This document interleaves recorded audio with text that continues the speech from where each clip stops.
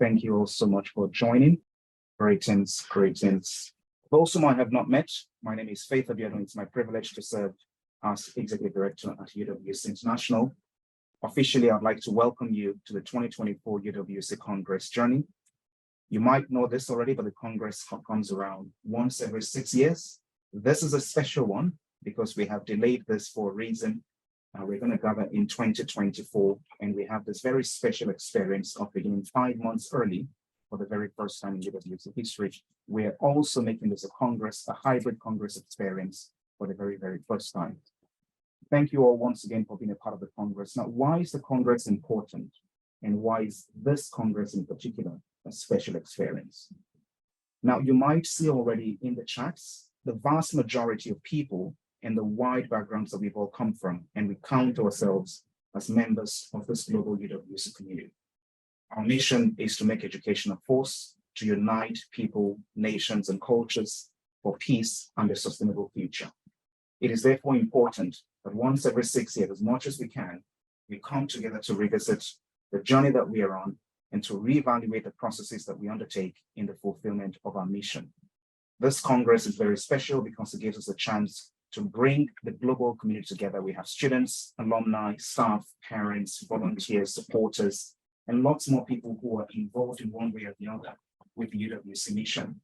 And through this journey, we expect to rethink the processes that we have undertaken. We want to refocus on the issues that are most important to us, and we want to shape the future of education together, both within UWC and beyond. Now, I will not do all the talking today. We have lots of very exciting panelists, and I know that we're going to take the time to really enjoy them. Once again, please use the chat as actively as you can and share as much as you can about your own experiences, ask questions, engage with each other, and let's ensure that we kick off this Congress journey in the best possible way. It is now my pleasure to introduce my colleague who is going to be our moderator for today, our Head of Communications and Engagement, Lisa Shattuck. Thank you very much, Faith. So good morning, good evening, well, welcome everyone. I am delighted to be helping support this, and there's been lots of other people who've been working on this to make this happen. So thank you to each and every one of you who's got involved. So I'm here to steer us through quite an action-packed agenda. There's lots happening. So what I'd like to do in the first instance is to share my screen and talk a little bit about the activities that are happening today. So the first piece of information I need to share with you is that we have 4 panels today. So these are mini panels. So we have 4 panels that are going to talk about 4 different themes, as you can see on screen. So these are each going to be moderated by an individual, and there will be different people sharing their experiences, sharing their views. And we would invite you to put as many observations and comments in the Q&A. As a reminder, this is being live streamed by YouTube, and we will share this recording afterwards. So, and also through the agenda, we will be sharing a few videos, but also we will be having a recap at the end of it by my colleague Sylvie, who'll talk a lot more about pre-Congress, because this is the start of a pre-Congress journey, and we obviously are delighted that you're here with us. So without further ado, I'm going to pass you on to our first panel, panel 1, and I'm going to hand you over to Radha, who is our Director of Education at UWC International, who will introduce the rest of the panel. Hello and welcome everyone.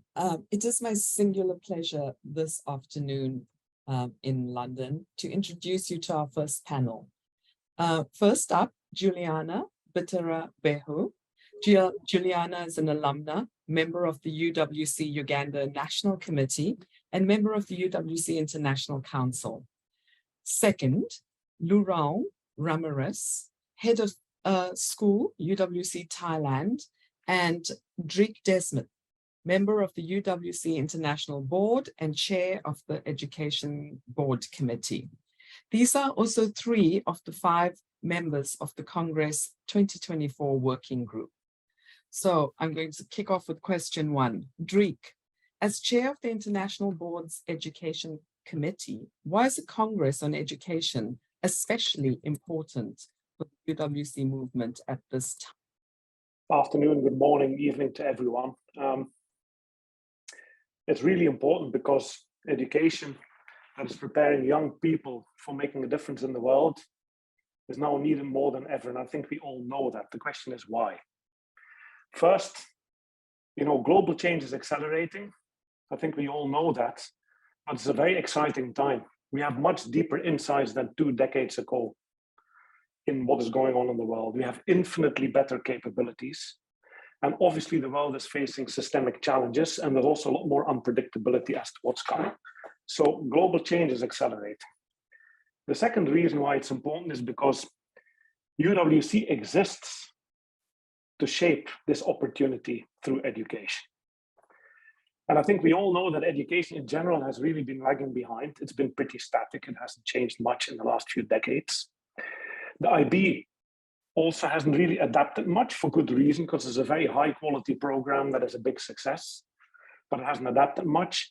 And even within our own UWC, our model, again, because it has been so good, is largely the same as it was a decade ago or 2 decades ago, if we're really honest with ourselves. So as education leaders and pioneers, what we've decided to do as the UWC is to join hands with the IB. And we've established a very deep partnership in the last year to really work on a number of innovating pilots. We've launched 10 of them across different schools on different topics, and to work through with them a long-term sort of strategic view on where is education going. And then lastly, the third reason why it's so important for Congress to be focusing on education. Well, we're here because of education. Education, what binds us all of us in this video. Education is there for all the students, for all the teachers who put their heart and soul into it, for the parents, for the benefactors, for the alumni. That's what brings us together. And the idea of the Congress is to put all this discussion, action, and ideas back on the table, and to spend a lot of time together really working through why do we exist in the first place. And I think for all of us and for all of you, which is this whole journey over the coming year, it's really about owning it. It's not about assuming someone else is going to do something about it. We all own it together, and we have the opportunity to either make a difference or not. And I think we will make a difference. Thank you, Drake. Laurel, what excites you about the concept of? Thank you, Radha. You know, following up on what Drake just said, I think it is that concept of education as a force. And in this sense, I think a force for good, right? A force for change, a force for positivity. And there really is that mission mandate behind the UWC movement that is so powerful. And I think what drew us all into the UWC movement, I mean, I think that's, as a head of school, what I most hear. Why are you here? Because of the mission. But how do we make education a force, right? How can we be more? How can we do more? How do we kind of move ourselves forward? And I think in a lot of the sense of what Drake shared, it's that progressive and groundbreaking kind of movement that started the UWC movement 60 years ago. And we need to kind of get that energy back, right? How can we reconsider the ways we've approached our incredible educational journey within a UWC and take it into the future? And I think we all just really look forward to that collective force that will be behind that energy that surrounds the Congress. Because education is life-changing. And I think for so many of us, our educational experiences did change our lives, whether it was a small change or a tremendous, unimaginable change, it changed our lives. And so we have this opportunity to be able to create experiences for our students that will change their lives and for the better. And then from that, they will go forth and they will make a really positive difference. So it's incredibly inspiring. And when we decided on education as a force, it really gave me goosebumps, because it is that responsibility to give back and to contribute.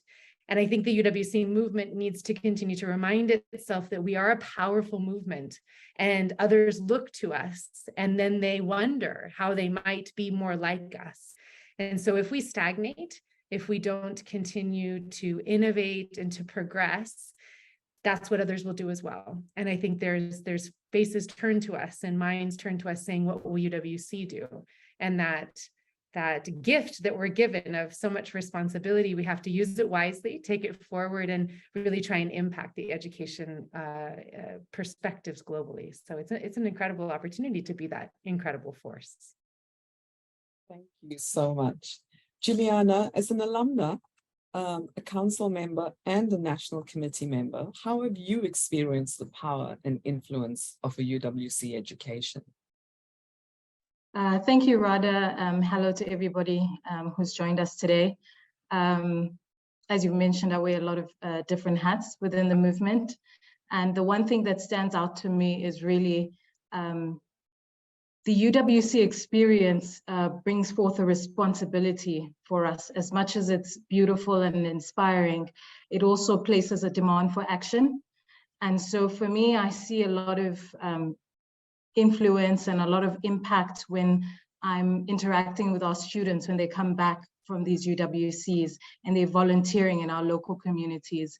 And they're telling me the stories of how they are either on student councils or they've volunteered or they've started clubs. I see that when, you know, my class went back to Waterford for a self-organized reunion, and we took the time to sit with the principal and say, what are the gaps here? What can we do to give back and to pay it forward to the place that gave so much to us? I see it with people like James Magoka Chuli, who quite literally ran for his life in South Sudan, ended up in a Ugandan refugee camp, then ended up in UWC Diligent, and then went on to UBC. You see it with our allies, the people who volunteer on our national committees who are not necessarily alums, but have interacted with the movement, interacted with individuals who have come through that movement and feel inspired and want to connect. I think that is really a testament to what UWC stands for, and that's where you really see influence and impact. But ultimately, it's in all the little ways that UWCs are showing up across the globe, in global movements, including BLM, uprisings in nations, in regions. That's where you really see us stepping up to the forefront and really putting action behind that experience for me. Thank you. Drake, what is the most important thing you believe the Congress can make possible for UWC? It's really about coming together. I think it's getting, frankly, to a shared understanding of where are we, what's possible in education, and to move from beliefs to facts and specifics. So breaking through, you know, and getting deeper into that. In addition, what we'd love to do is, once we've achieved that, is to start framing a bit of a common ground around where could we be going? Where can UWC make a difference? What are we doing that is already incredible? And that's where we would like to move from, you know, projecting our own personal hobbies or beliefs or things that we would like to see happen towards what is actually best for the students. And that, I think, is a breakthrough we really need to achieve, because we all come with our own views and biases into this. So framing a common ground would be really good. And then lastly, I hope that we can all walk away with a lot of excitement and a real willingness to engage beyond what we are already doing, to see if we can, over the next decades, really shape some differences in education. Thank you, Drake. Laurel, from the perspective of head of school, how do you expect the topics being discussed during the Congress will make a tangible difference in the delivery of education at UWC? I think similar to what Drake just shared, it is that collective strength, right? Having been a head of school at an independent international school, it's so different. When you're in a UWC, you're never in it alone, whether you're a student or an educator or a head of school or a national committee member. There's just this incredible network that is the UWC movement.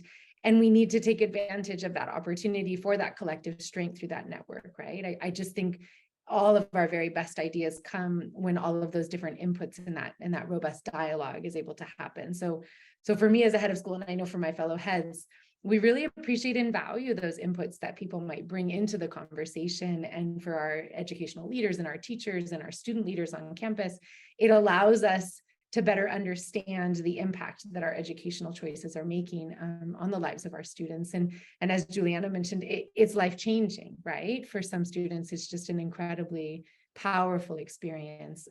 And I would say for all students, no matter their background. So I'm very hopeful that as we tackle these topics that are really deep and really meaningful and really important, and kind of opening and drawing back that curtain on the topics and conversations that as heads of school we have all of the time, concerned about financial sustainability, wondering how we might be able to better partner with national committees and improve selections and better support students in their well-being. I mean, these are conversations we're having. So what an amazing opportunity to be further inspired by those who will come into the Congress experience, to kind of aspire together to what might be able to be possible, and to rejuvenate those energies, because as much as we're a big network, the work that we all do in our respective components of contributing to the UWC movement is quite exhausting sometimes. And so to be together in it, I think does kind of fill our hearts and fill our souls and allows us to go forth with further strength. So there's just incredible pertinence. And I, as a head of school, I really appreciate the pertinence of the topics that we'll discuss. And I think for those in the national committees, I've heard that same commitment to really feeling like these topics are relevant to the incredible volunteer work that our national committees do.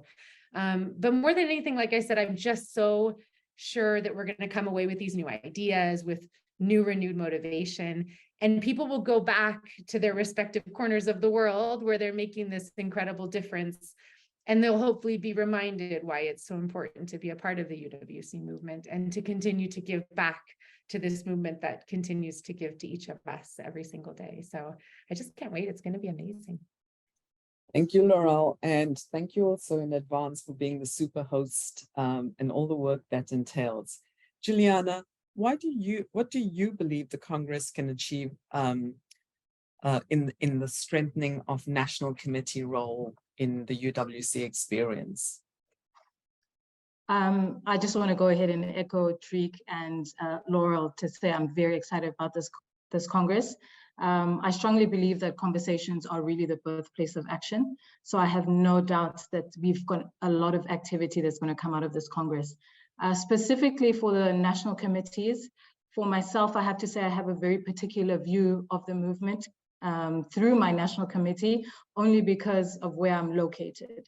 And what I'm most excited about is that with the Congress, we're going to have one member from each national committee be able to come physically, and then everybody join virtually. I think that's really going to help us have that experience sharing, that peer-to-peer learning that can only help strengthen the movement at our level.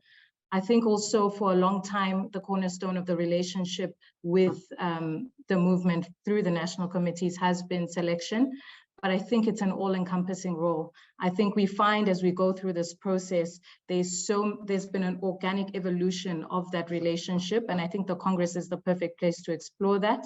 I think it gives us, like Laurel said, an opportunity as national committee members, volunteers, and the wider movement to be reignited, re-energized as the movement starts to really take stock and redefine moving forward. I think obviously that gives an opportunity for the role of national committees and their place within the movement to be redefined, for national committees to be empowered, and hopefully moving forward to really take up their space at the table. So yeah, looking forward to a lot of collaborations across the board at the Congress for all national committees and beyond. Thank you. And with that, I'd really like to thank the working group on behalf of all of us for all the work they've put in. And I will hand over to my colleague, Lisa. Thank you very much. So that was a great start to kick us off to explore the themes that we've talked about. So just a few pieces of housekeeping before I introduce the panel two. First of all, please do put any questions in the Q&A, share your chat and thoughts. That would be fantastic. We are not taking live questions, only if we have time, but we're not planning on taking too many live questions. So if you've got a burning question that we have to answer, then please do put it in the Q&A. One of the questions we had was how many people are watching this? Well, I'm delighted to say that we have over 450 people attending this from around the world, not only via this Zoom, but also via the YouTube live stream. And of course, as I said before, we are going to be able to share this link afterwards for people to see. So I'm now going to move us on now to the next panel. So panel two, which is about education through various lenses. And what we're trying to do is to take different people's viewpoints of how they experience UWC education. And we're delighted to see we've actually got 2 students joining us very early in the morning from Costa Rica. And what I'm going to do now is hand over to Natasha Lambert, who's our Deputy Rector from UWC Red Cross Nordic, who's going to lead the panel and take us through. Over to you, Natasha. Thank you so much, Lisa. It's wonderful to be here. And I think, like many of us, I have done many things at this college, and I feel I know it very well. But what's great about this panel is we're going to hear from different perspectives about different aspects of what we do at UWCs. So we're joined by Nilde Paish, who is the head of primary at UWC Maastricht. So welcome, Nilde. Hi, welcome everybody. We're also joined by Alex Grindulis, who's here to talk about short courses. Hello. And 2 students from UWC Costa Rica, Zeynep from Turkey and Parolia from Burkina Faso. So welcome to all of you and thank you for joining. Hopefully the students will appear in a minute. And my first question is for Nilde about the experience of teaching in a UWC primary school. And my question is, what could our 2-year colleges learn from the way that you approach a UWC education with small children? Okay, that's a really good question, actually. And thank you so much, by the way, for inviting me. I'm very new to the UWC movement, to the UWC family. So I'm still learning lots about the mission and the values and everything. But of course, as educator, they are so important. And so that they speak directly to me as well, as an educator, but also as a student, as a lifelong learner. I am. Honestly, the UWC, I feel that the UWC movement is for everybody. That's one of the things that's why I'm so proud to be a primary teacher, primary educator, and to be representing, you know, a little bit the primary part of UWC here. That it's so important that we start this discussion so early on with our students, in you know, from kindergarten all the way till year 6 in our case, about what the values actually represent to us and what the mission really means to us. So UWC is for everyone. That's how I see it, and it starts from kindergarten all the way through. Thank you so much, Nilde. And now, Alex, so you've experienced UWC as a student and now through the short courses. And as you know, it takes a long time to build a community. So here at RCN, we're 6 weeks in and we feel like we're just getting started. But the job of a short course is to build a community in a very short space of time. So how do you go about doing this on a UWC short course? How do you create a community so quickly? Well, I think the key difference with a short course is that everyone's aware that they're only going to be there for a short period of time.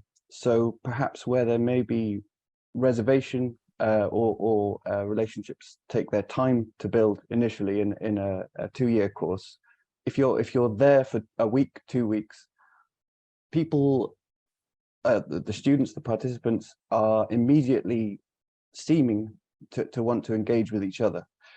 I think creating an inclusive atmosphere from the outset is absolutely essential, and creating the opportunity for safe exploration of ideas and reinforcing that from day one really helps to facilitate that atmosphere in that community. But I mean, when you finish a short course and reflect, absolutely the bonds that the participants have made, the ways in which they interact with each other, that community has been formed. And I think one of the key elements there is that they've come into contact with others who are motivated just as they are as an individual. And perhaps for many of those participants, they haven't actually been in a space where everyone is united by a desire to make a positive change. And I think that is uniquely something a short course can really deliver.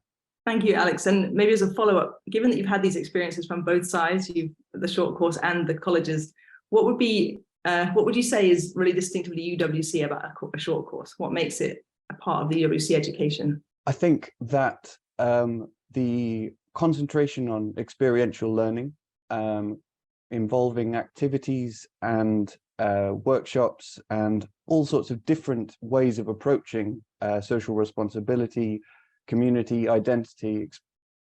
In a sense, I think a short course offers you the chance to ask questions that perhaps over a 2-year UWC experience, you can really follow through in much more depth and detail. But what the short course does is it sparks and ignites all those initial questions, ideas, and actually opens possibility in the mind of the participants. And especially because, for instance, with the Action for Change short course, participants are then part of the UWC community, can join the UWC hub.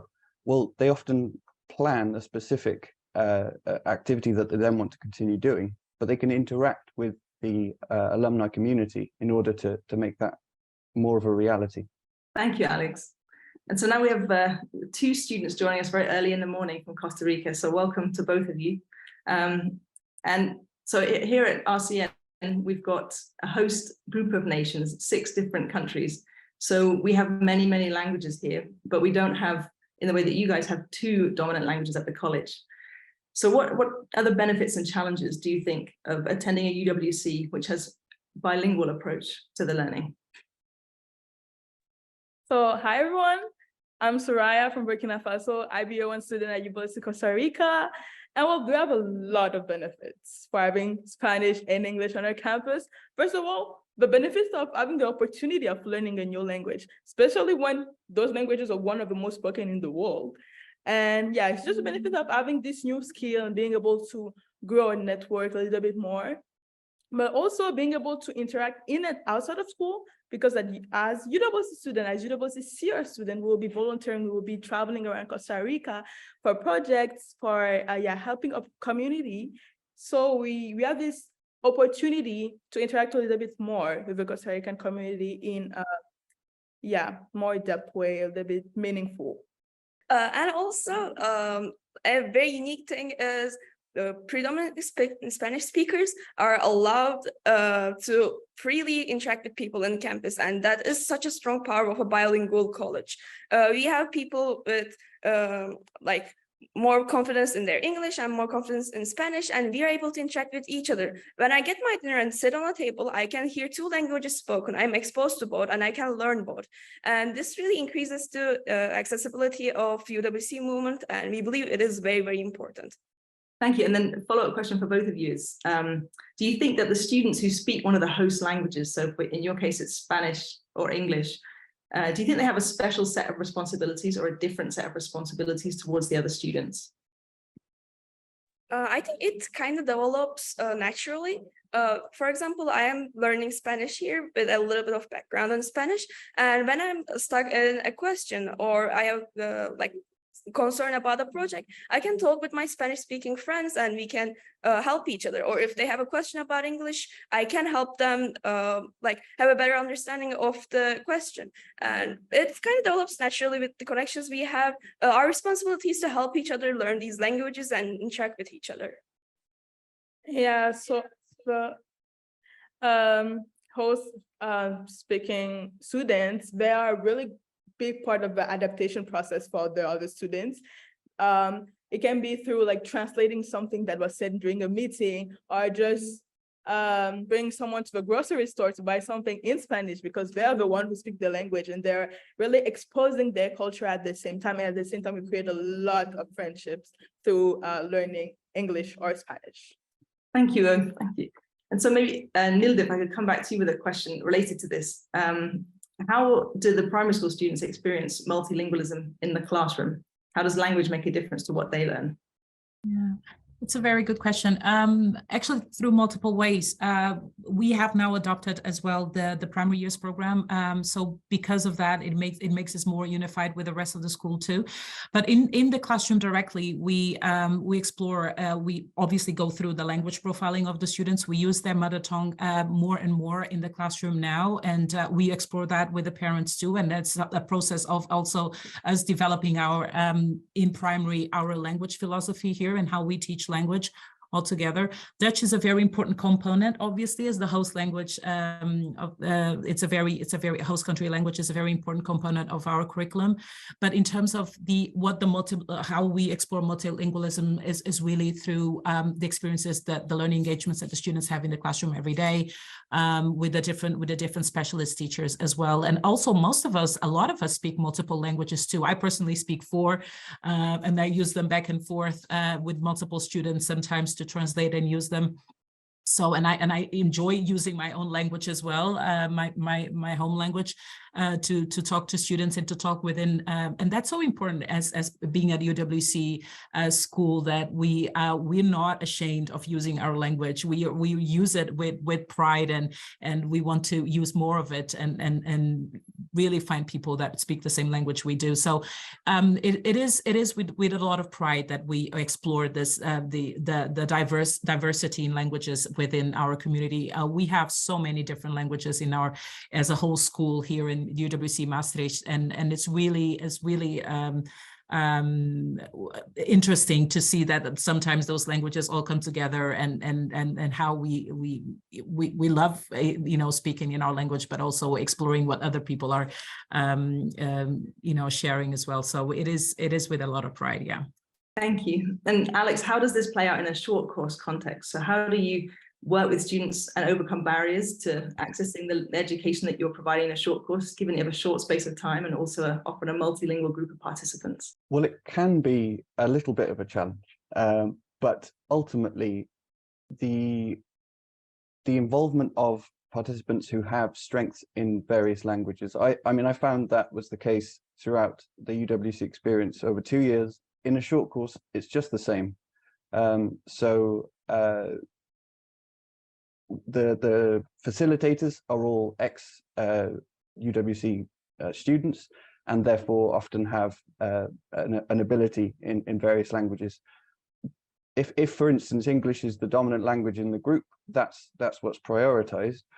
But with the Spanish short courses, for instance, often Spanish is the dominant language. Most people involved are speaking Spanish, and so there's a bit of leeway, teamwork, collaboration, and sometimes, yeah, just Google Translate. Thank you so much, Alex.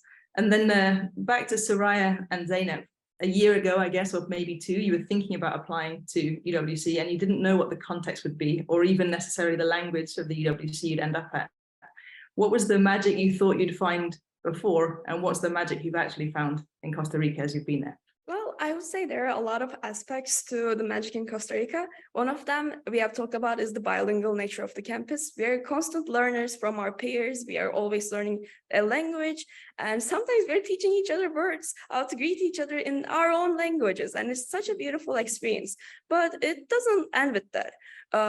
Our campus is inside the city. We are like a 5-minute walk from the Santa Ana town center. So we get the chance to go out to school, see the park in the city, talk with people, do our own stuff, and get to know the city. And it's like really nice to feel like you belong in a city outside of your home country. And another thing about UWC Costa Rica, and Costa Rica is a nation that is dedicated to be sustainable. So we as a school follow that as well, and our dedication to create a more sustainable campus and then a more sustainable world is quite magical, and it is a good sense of responsibility. And another thing I want to add is how close-knit our residential community is. As long as we are within our school limits in campus, like inside the curfew hours, we are free to do what we want in the campus. So sometimes there is a spontaneous study group in my residence, so I join them and we study together. And like the residence to a neighbor, like our neighbor residence, there's a movie night. So like a lot of people go there and we interact, and that is actually when the UWC spirit is forged, when we interact with each other, have fun and learn together. And I think that is quite magical. Just to add to what Ipek said, our magic here at UWC Costa Rica is really powerful and impactful. We see that every day through our interactions with our co-years, our second years, our teachers, etc. But I will also say that our magic is sustainable because we have this sustainability focus, because it grows a little bit more every day. It's always improving. It can be through a class, can be through academic or just residential life. It's powerful and impactful, and we continue to build this magic every single day, and we're going to continue for a long time. Thank you so much to all of you for your answers to the questions. I would say that for us, we have this beautiful fjord and we're always looking at it.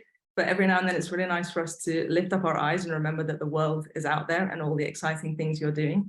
And in particular, for me to imagine, and with great admiration, Nilda, how it is for you with small children and thinking about all these big concepts we discussed. Alex, the short courses, doing in a few weeks what we do over several months. And for both of you, the students, your experiences in Costa Rica and living in this multilingual, bilingual environment. It's really inspiring to hear from all of you about the ways that your flavor of UWC education is creating change makers. So yeah, thank you to all of you for participating today, and back over to Lisa. So now we're going to move on to panel 3. And that is going to be specifically talking about holistic education. So this is going to be hosted by Agnieszka Ziemba, who's our educational support coordinator here as part of the educational team. And she'll be introducing the panelists in a few moments, but this is going to be very much focusing on another part of a critical part of the education that we provide, the non-academic components. So our idea of holistic education, with an emphasis on well-being, residential life and outdoor education. As you can see, we've got a great lineup of panelists. I'm going to hand over to Agnieszka now. Over to you, Agnieszka. So thank you very much, Lisa, and it's really nice to have you all here. As Lisa mentioned, the topic of this panel is non-academic components of delivering holistic education. And I would like to introduce our 3 panelists. We've got Helen White, who is a Deputy Rector of Robert Bosch College. Welcome, Helen.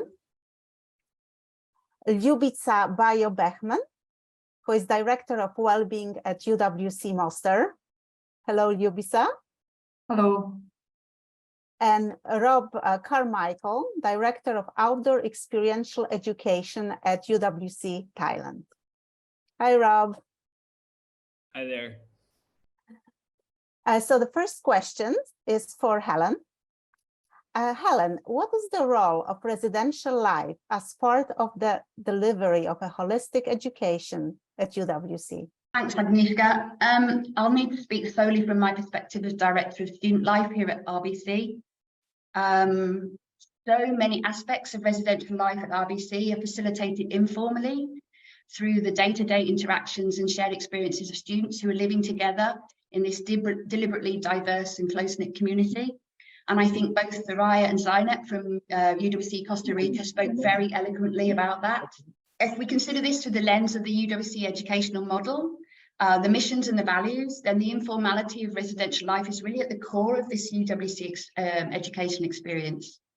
So here our students are, and I'll quote from the UWC educational model, they're thrust into a dynamic and diverse community, given a plethora of challenging experiences which inspire a range of emotions and learning opportunities, which can definitely be challenging, joyful, frustrating, and life-changing.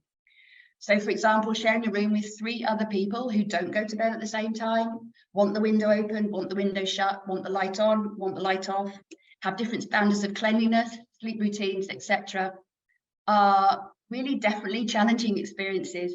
And so it's through this living together that our students develop the empathy and personal sense making that we want them to gain.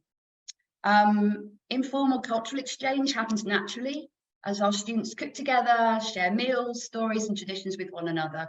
So conversations in rooms and day rooms during the communal activities, all of these provide opportunities for our students to learn about each other's backgrounds and cultures. Informal conflict resolution occurs when students have their disagreements or misunderstandings. And they often learn to navigate these situations through open and honest communication, problem solving, and all too often, which is great, which is compromise. These all important late night conversations, although not too late, as we know how important sleep is, that happen in the day rooms about global issues and current events, help our students develop a broader perspective and gain a deeper understanding of world affairs.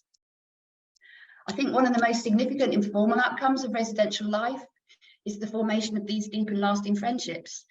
The friendships are forged through everyday interactions, these shared experiences, mutual respect, and contribute to a sense of belonging and well-being. And so while the UWCs may have structured programs and activities to promote the goals of residential life, much of these transformative experiences happen informally through the bonds and interactions that occur naturally among our students living together in this diverse and inclusive environment. And these informal interactions are a crucial part of the UWC experience and contribute significantly to the delivery of the UWC mission and the well-being of our students. Thank you. Thank you so much, Helen. And now I would like to ask Rob, what is the role of outdoor experiential education in delivering a holistic education at UWC? Thank you so much. Before I start, I just want to say, you know, I'm so thankful for the opportunity to be here and talk, and I'm already feeling so inspired by the conversations that have happened here and seeing everybody's comments coming through that I'm sure that the Congress coming up is just going to be such a fantastic experience for everyone. But I'll move on to your question. Outdoor experiential learning can play such a fundamental role in our mission to deliver holistic education. And indeed, it's at the very foundations of what a UWC education should be. You know, the potential for outdoor and experiential learning is so vast, and the way that it can be delivered, you know, in a myriad of different ways is just incredible. And we can see its impact in social and emotional learning, you know, physical and skill-based learning, character development, and perhaps most importantly, also environmental education. And there's a wealth of research out there that suggests the significant positive impact that can come through students spending a significant amount of time in the outdoors. Now at UWC Thailand, and I hope across the network as well, this can be delivered in a multitude of ways through activity-specific outdoor education, where students have the opportunity to learn how to sail or kayak or go hiking. It can be demonstrated through integrated outdoor learning, where the classroom subjects are taken to the outdoors and using that space as the classroom. It also, the outdoors creates a really good opportunity for a link to be formed between other subjects, so that integrated into the curriculum, but in a transdisciplinary or a multidisciplinary approach, but using outdoor education as a tool to help facilitate that for that kind of project-based learning as well. There's also all the other things that happen in the co-curricular programs. And I know when we heard about the short courses as well, I was smiling a lot through that, because a lot of what they do in the short courses seems to ring true for what we might be doing in the co-curricular outdoor education programs as well. And that can include conservation programs and environmental stewardship programs. And I think one of the key things, and certainly something that we try to implement a lot here, is expedition and camp programs, where the opportunity for real transformative learning can come with several days taken away from the academic curriculum, outside and invested with the place, the space, and also the people that were around, and making sure that these are digital free, technology free, and people are really invested in being in the moment. And I think, you know, that providing these opportunities gives us so much chance for personal growth, self-discovery, and a deeper understanding of the natural world, and indeed our place in it as well. And, you know, it just enriches the entire curriculum as a whole. Wow, thank you, Rob. I really hope I can get a glimpse on the outdoor experiential education during the Congress itself. Well, I'm so happy to facilitate that for as many people as we can manage as possible. Thank you. And now, Ljubica, could you please tell us what is the role of well-being in delivering a holistic education? Hi, everyone. Hi from Mostar. Really happy to be here. Wanted to start with a bit of I guess sometimes there is this misunderstanding of well-being, like it's about feeling well and safe and happy. And then the question is, where's the learning experience? Is it if you're constantly well and safe and happy? Because at the core, UWC is nothing than, you know, getting you out of your comfort zone. That's exactly what it's about, because you leave your country, you leave sometimes your continent, and then you leave your language. And as Helen said, suddenly you're three strangers sharing a room. Can it get more uncomfortable at that? And that's a learning experience. And I guess then after a while, it becomes so familiar, then UWC becomes this safe space in a way, and the comfort zone. So where should you leave? So I see well-being a lot, that has a lot to do as a learning experience with sensible risk-taking that we have to encourage students to do throughout the years that they're here. So then always this question comes on, how do you do that? Where's the sensible risk-taking? When's too much and what's too little? I would say trust plays an important role here. We trust our students a lot to make hundreds of different decisions throughout the day, sometimes also throughout the night, in the college, when they navigate the city in our case. And then since we have the trust, and when we have the trust, then we have a community. And when you have a community, you have a sense of belonging, which is kind of the ground stone where we start from, as, you know, having the well-being in place. If we have that balance, then there is a learning experience, because then you go to this other feeling, because it's okay to feel, you know, sad and mad and angry, as long as you learn how to deal with this. And I feel like what's great here is that we have the support structures in place to lift you up, and so you can grow out of this. So when you leave, not the UWC, because you should never leave the movement in a sense, and I'm happy to see that so many people are here who have never left the movement. But when you leave the college, you leave another, you know, a comfort zone. But this time, hopefully, you're leaving it more resilient and more prepared, and you're ready to be this, you know, force for good in the world. Wow, well said, Ljubica. Thank you. The following question is for you all. Is in your school, what is one innovation or change you introduced or seen that you believe made a significant positive impact? And can we again start with Helen, please? Okay, I might be a bit cheeky and do more than one. So in terms of making a significant positive impact, I would say that it's something that continues to be our continuing emphasis on student autonomy and personal sense-making and trust, which Ljubica has already talked about. So for us, it's this visible lack of surveillance. So we don't have cameras and fences and gates, apart from for our sheep and alpacas. And we don't have security guards. The fact that we have student-led activities, including CASs and Project Week, special focus weeks, as well as our peer supporters and our first responders, which we continue to encourage and celebrate. I think one aspect that really has made a significant impact is that we were working very hard with our NCs, they're involved with the school, and acknowledging the tremendous work that NCs do. But for them to ensure that they let us know once a student has been selected prior to the official nomination of any special needs, or specific needs, ranging from SEN through to mental and physical health needs, so that we as a college can really prepare and allocate the resources in advance, and also see whether we're actually the right place for that student. Another one, I told you there'll be a few, was to push back the start of our academic day. I know it's only by 30 minutes. We used to start at 8 and now we are at 8:30, but that really impacted not only on the well-being of our students, but also on the teachers. Then something that came from the student body was the request that we share the outcomes of disciplinary processes with the community in the interest of transparency and to reduce gossip. And I think on that note, the bonfire talks that Lawrence, our rector, has, together with the Q&A sessions that Christian, our DOS, and I hold with students, provides an opportunity for them to ask, use the pun, those burning questions within a safe environment.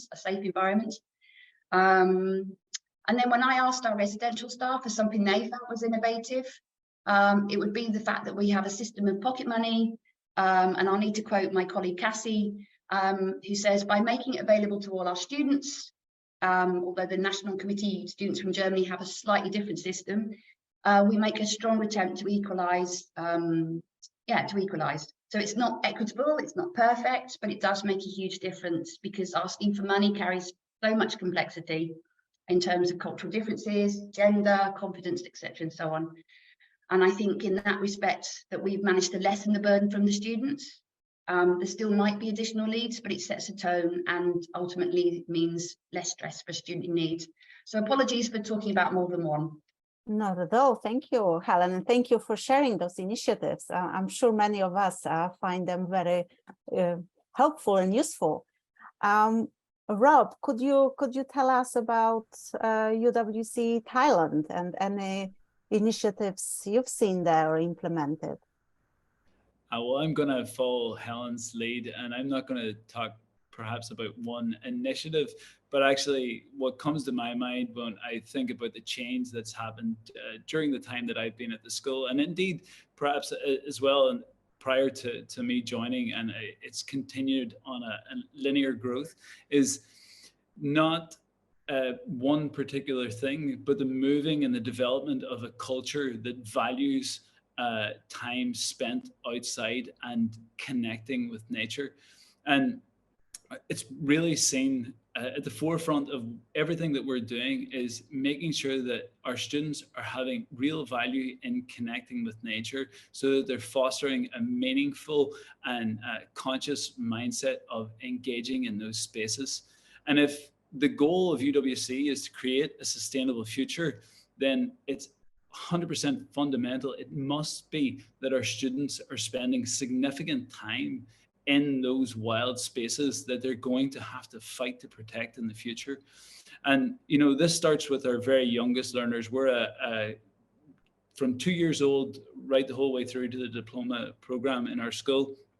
Our students spend time outside every week. And for our youngest learners in the primary program and in the early years program, that comes through in time spent outside on campus, but also a dedicated half day every single week where students are in the national parks, they're at the beach, that are our outdoor education centre.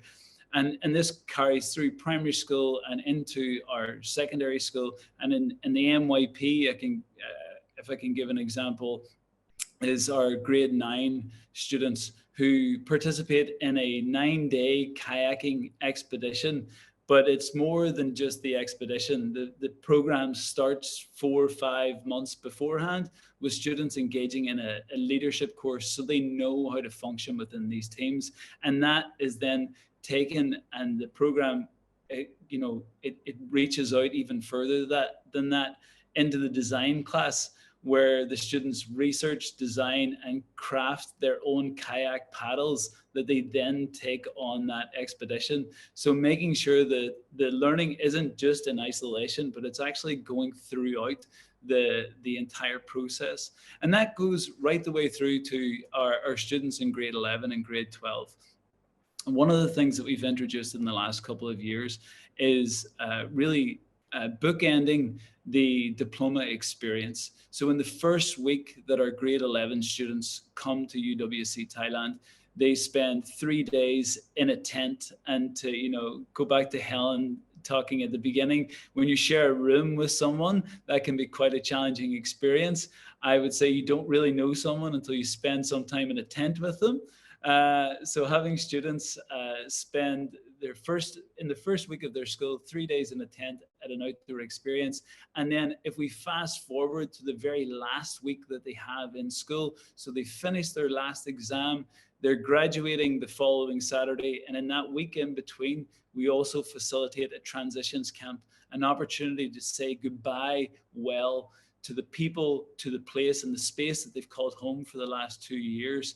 And I think having that really at the core of what our program is all about, so it's put front and center, that for me is a UWC education. Well, thank you, Rob. It's all very inspiring. And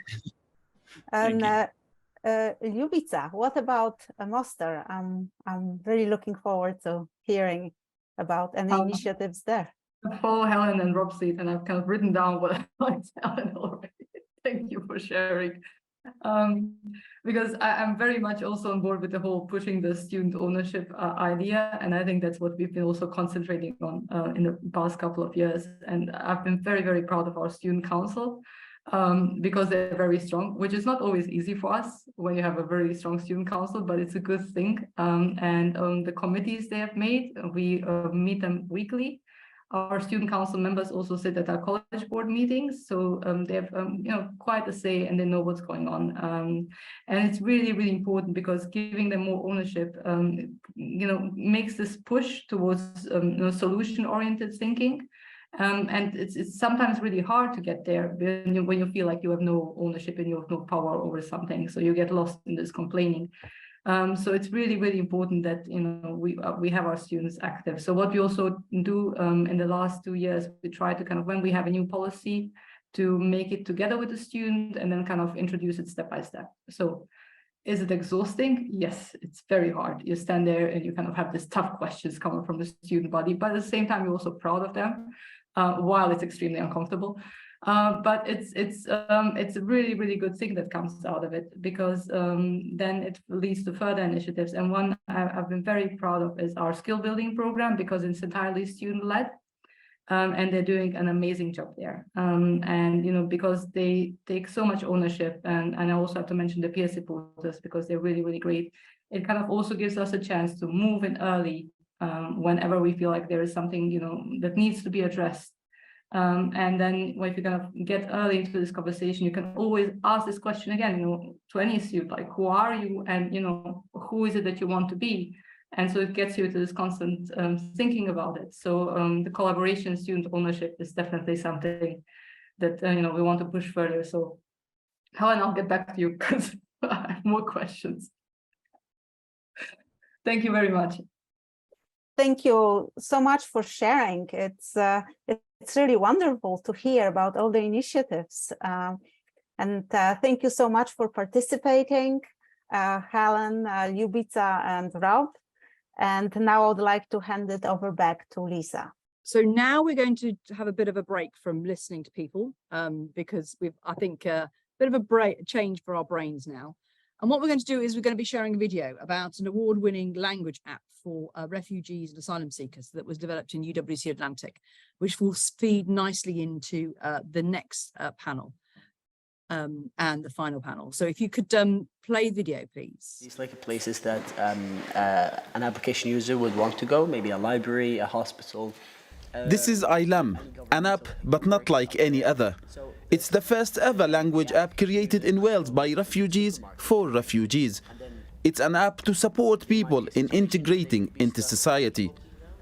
These students from Atlantic College are behind the idea and continuously developing the app and adding languages. When I first came to UK, like 5 years ago, I was not socially confident to speak English because I didn't know the language very well. I couldn't go to my teacher and ask, where is the canteen, where is food? But I believe if I had Ilum 5 years ago, when I didn't speak the language, if I had this knowledge at first hand, I would be in a much better situation to begin with in the first place, because it gives me all the necessary knowledge that I need to sustain. Mu'tasim is also a student in a college from Yemen, and he's helping with the Arabic language. If you're a refugee and you're living in a country that you just recently arrived to, you would specifically, or you might be likely to go to a supermarket, a hospital, a school. You would find all of these categories in the application, and it's easy to access them because you can find them either written or you can play as a voice or the sound of these conversations that you would have.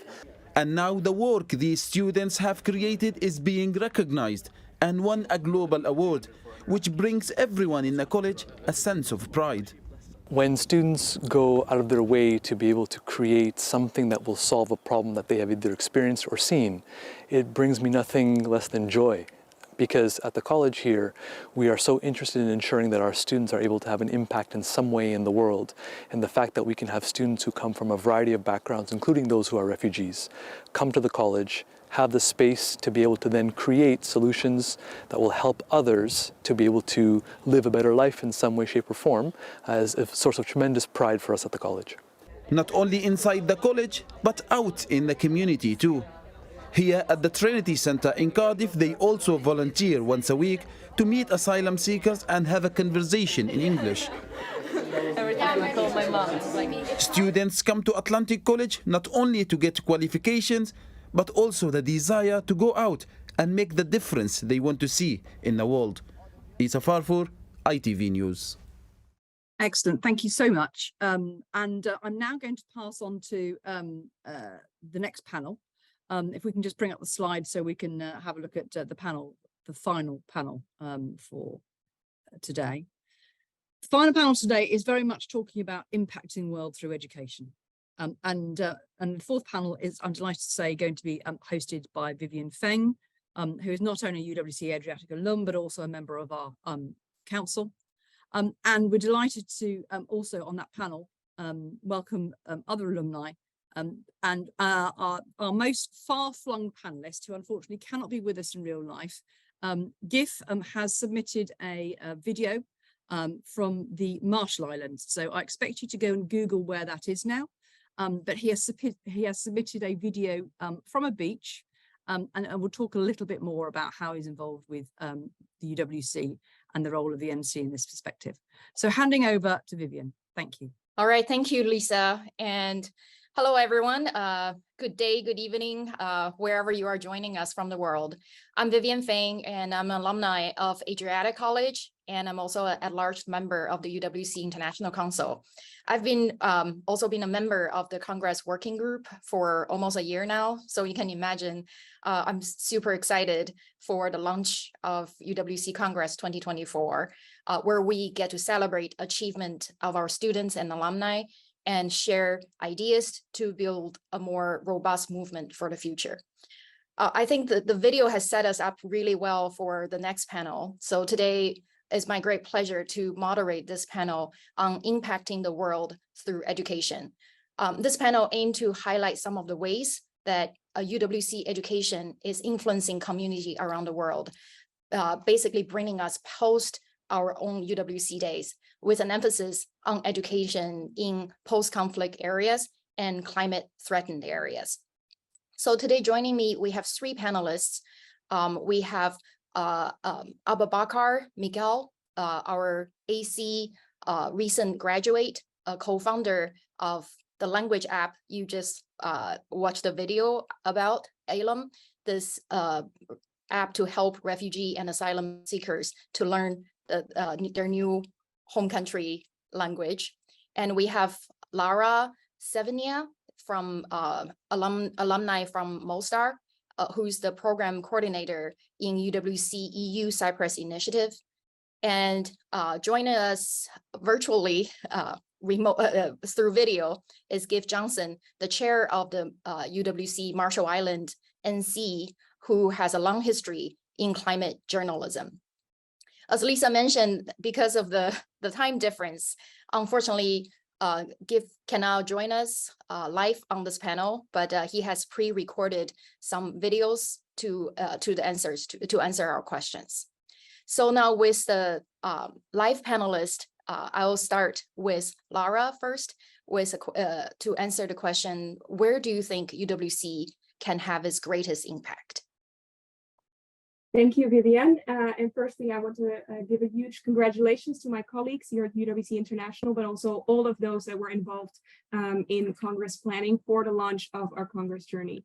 Now, to your question, I think UWC can, and it certainly does, have great impact anywhere. But as an alum of UWC Mostar and now a coordinator of our partnership with the EU in Cyprus, the UWC model is especially pertinent in contexts where communities live or have lived across a divide. So for a bit of background, the EU scholarship program in Cyprus, it started in 2018 with the aim of building bridges between the Greek Cypriot and Turkish Cypriot communities. And this includes paired scholarships that bring together young Cypriots at UWC schools, but we also offer UWC experiences like short courses, project weeks, and more on the island. And this has a multiplier effect. So through these activities, not only young people, but also their parents, their siblings, family members, their friends come together, both at and outside of UWC campuses.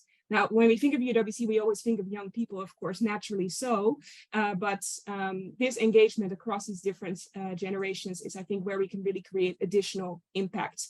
And we see that many of these parents become active ambassadors and volunteers for UWC, and as such, education for peace and sustainability in Cyprus. I know the Congress is an opportunity for us to look forwards, but I think also to celebrate our successes.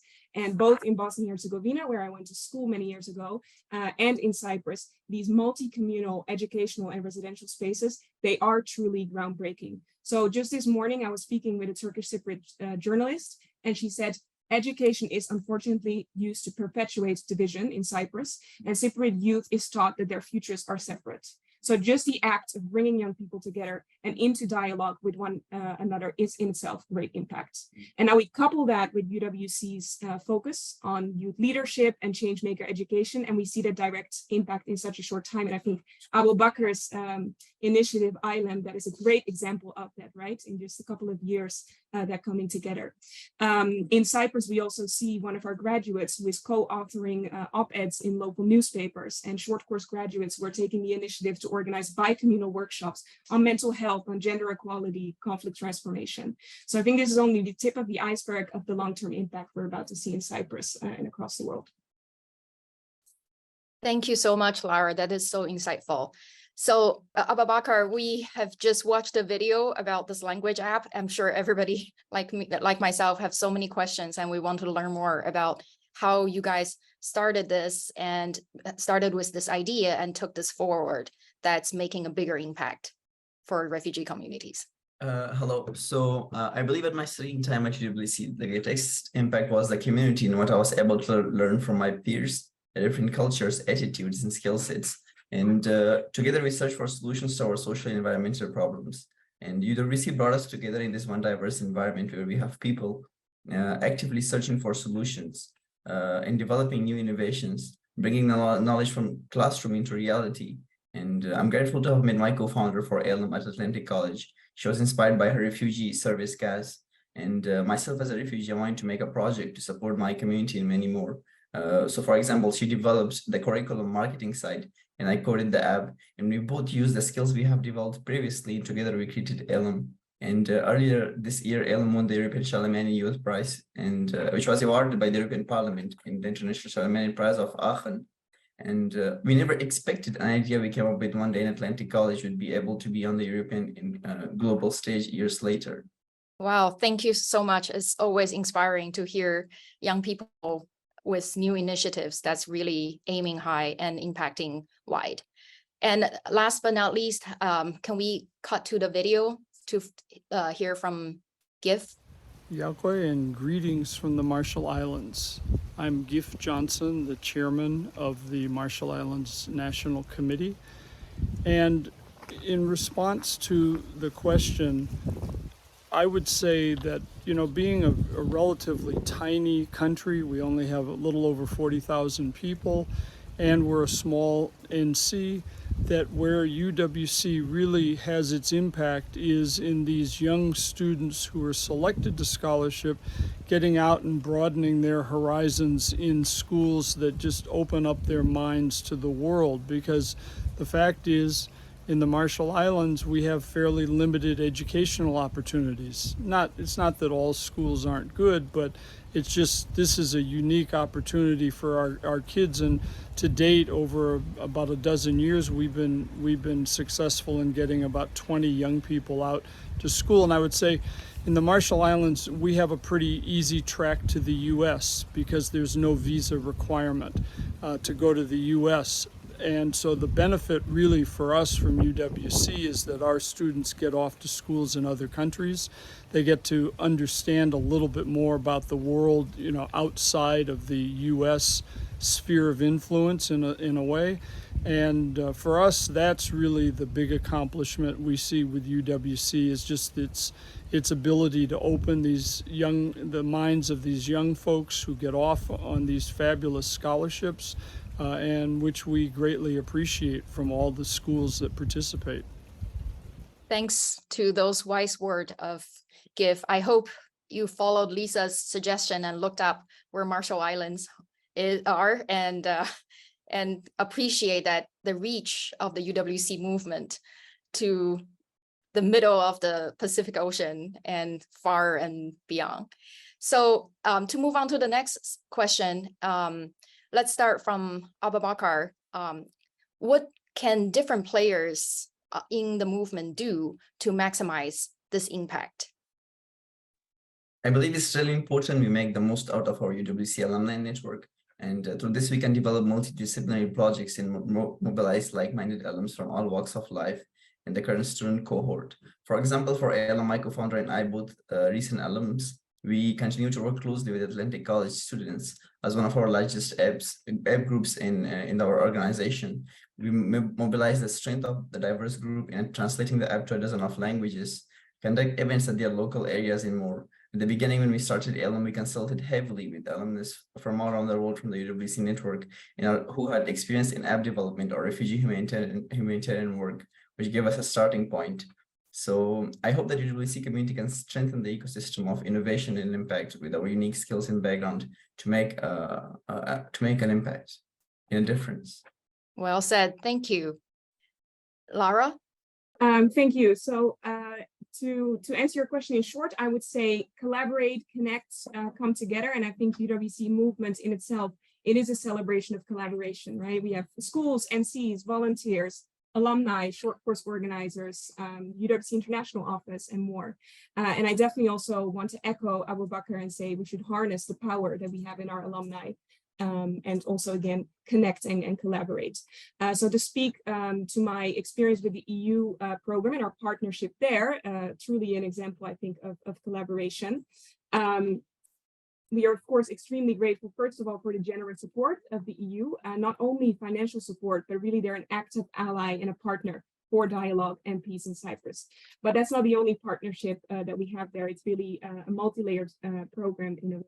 So it's the UWC Cyprus Committee, whose volunteers are crucial to the success of the program, and then many local partners and many local actors, individuals, organizations that we work with. And I think UWC does best when it works with others. So for example, we work with a local NGO called Sistema, and they nominate participants from migrants and refugee backgrounds to our short courses to better represent the actual diversity of Cyprus among our short course participant pool. We also co-organize series of workshops with local NGOs, connecting young people with organizations and opportunities to put their UWC values into action after they participate in the UWC program.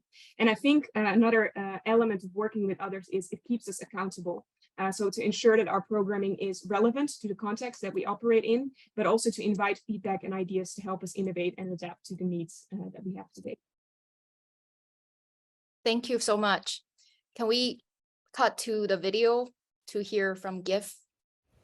In the Marshall Islands, our main focus on UWC really is promoting the program through the high schools. We do a lot of in-person outreach, and we've been doing this for years, even through COVID. We were lucky because we only had a small period with COVID because our borders were closed. So we've been successful in doing outreach every year for the last dozen or so years that we've been established. And we go out and talk to the students, talk to the teachers, talk to the principals, and of course we do social media and whatnot. But I'd say probably the biggest way that our NC gets word out and really actively generates interest in UWC is that person-to-person contact, talking directly with students, talking with their teachers, getting them interested. And it really shows. I mean, if there's a year where we don't do quite as much outreach, we don't get the number of applications. But like last year, we did a really great outreach program, and boy, did we have great applications.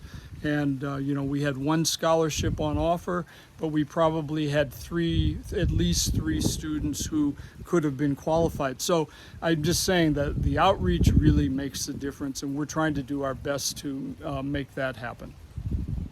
That is really great to hear. I'm sure the UWC impact is well beyond the UWC walls and the various campuses.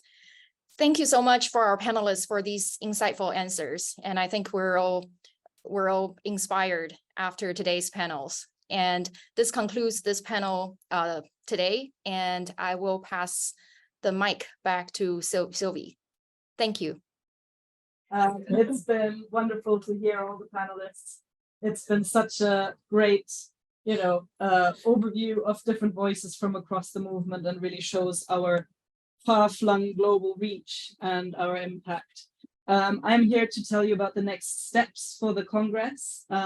So if you are joining us for the plenaries, you will be able to join us for another plenary in a couple of months' time. If you are a full delegate who is either joining us in person in Thailand or fully online, you will receive an email next week with details on the meeting times, which track you're in, an invite to our online hub to keep the discussion going. And your first live session will be on the 12th of October. You can find all of the dates and times already on the Congress page on the uwc.org website. So if you need to put those in your diaries, you can do so now. Registration closes this Saturday. So if you're not registered yet, please do so as soon as you can. And yeah, those who are registered after registration closes will receive all the further details, and all materials will be in our online hub. Thank you. All right, we are coming to the end of the pre-Congress launch. I hope you've all really enjoyed the vast majority of people who have spoken, the wide diversity of voices that we've heard. May I start by just thanking all of our panelists for the incredible insights that you have shared. I think it's great to see UWC in practice in different parts of the world and what it's like to be a school, to be just really grateful to everyone who has shared a lot of insights today. I think I'm particularly delighted that we've been able to hear the voices of students, of young alumni, older alumni, national committees, people in different parts of the world, as well as primary school staff. It's great to see the diversity of what really happens in UWC.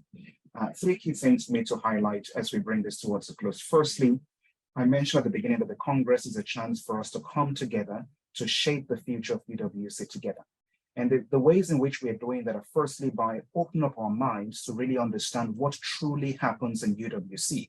Very often we have specific lenses about the UWC we went to or the UWC where we work, but having a chance to see across the movement what it's really like to the UWC in practice. We're calling that appreciative inquiry. It's a chance to ask questions based on knowledge, based on understanding of what we are currently doing. The second phase of our work is to create the space for us to learn from partners and like-minded organizations across the world. There are lots of other players in international education who are doing similar things to us, or things that we can learn from. And it's a chance for us to really open our mind and find out what is the best practice in the rest of the world, and how can we take as much as we can from those who are working like us to make a difference in the world. And the third phase of our work is to express our own commitments to continual improvement. It's important for us to be able to learn from others and think about what we can do differently as we shape the future of education in UWC and beyond. All the outcomes of the Congress will be documented in commitment statements, and these will be forwarded to the International Board as we shape the next strategy and the future of education in UWC. My invitation to you as we go ahead is, if you're going to be a delegate for the Congress, either through a school or national committee or a member at large, please commit fully to the pre-Congress journey as much as you can. We have 2 more plenaries like this, and we have 6 spaces for deep conversations about the specific tracks. Please commit to joining the sessions. We're going to see many of you in practice on the UWC Hub. We look forward to seeing your deep conversations there. Please be very open-minded. There are lots of things we can learn together if we open up our minds to find out what is happening. And finally, this is a hybrid Congress. So whether or not you're traveling, we expect that you would commit fully to the Congress and create the space, create the time in your own calendar to be a part of what we are doing. Let me thank once again all attendees, every one of you who has taken the time. It's late in some parts of the world and super early in other parts of the world. Thank you so much for staying up or waking up early to join this meeting. Thank you to the working group. Thank you to my colleagues in the office and all of our volunteers in various parts of the world, all of our partners. I see some university partners as well who have joined us today. Thank you so much for your full participation. Let's continue working together, celebrate how far we have come, and let us shape the future together. We will close with a quick introductory video to our host campus, UWC Thailand.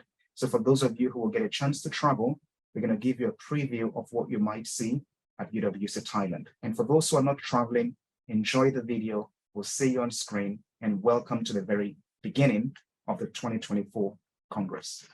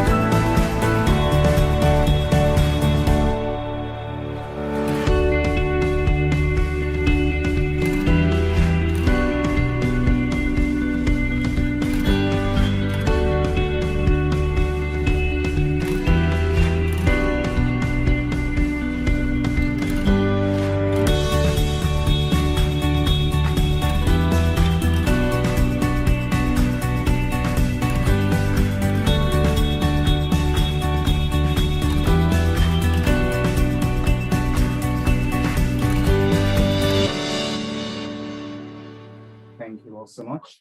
We're very thrilled that you're with us for the journey, and we're very excited about bringing the entire UWC movement to Thailand.